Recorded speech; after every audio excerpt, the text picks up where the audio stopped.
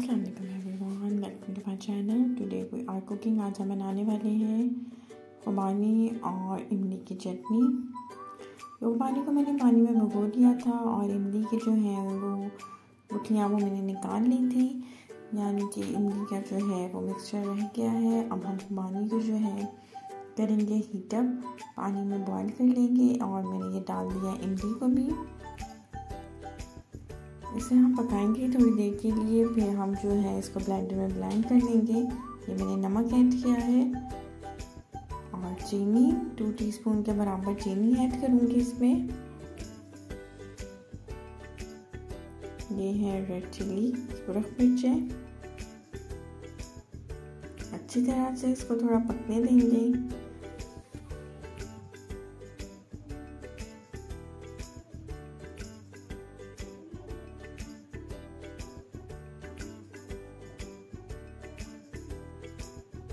बहुत इजी और बहुत आसान रेसिपी से बन जाएगी हमारी ये इमली और आलू बुखारी खुबानी की चटनी। सो न्यू आने वाले मेंबर्स मेरे चैनल को सब्सक्राइब कीजिएगा, मेरी वीडियो को लाइक करें, शेयर करें और बेल आइकन को ज़रूर प्रेस कीजिएगा ताकि मोर लेटेस्ट वीडियोस जो भी मैं अपलोड करूँ उसका नोटिफिकेशन आपको मिल सके सबसे पहले। ये मैंने ले लिया है ब्लेंडर, इसमें अब हम ऐड कर लेंगे अपने मिक्सचर को और अच्छी तरह से इसको ब्लेंड कर लेंगे। मैंने ठंडा होने दिया था, ठंडे होने के बाद इसको ब्लेंडर में ब्लेंड कर रही हूँ।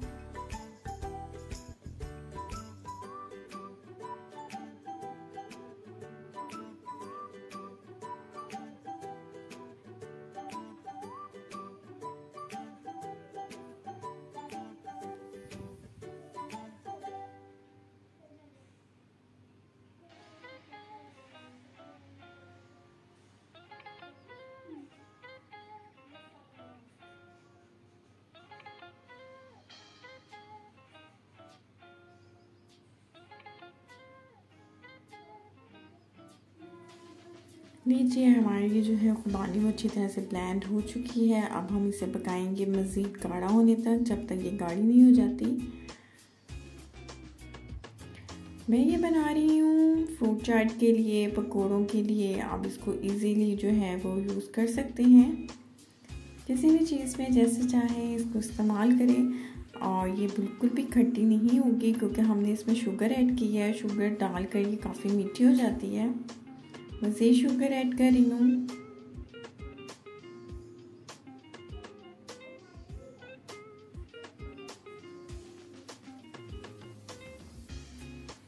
आप देख सकते हैं काफ़ी हद तक जो है ये गाढ़ी हो गई है, थिक हो चुकी है हमारी चटनी।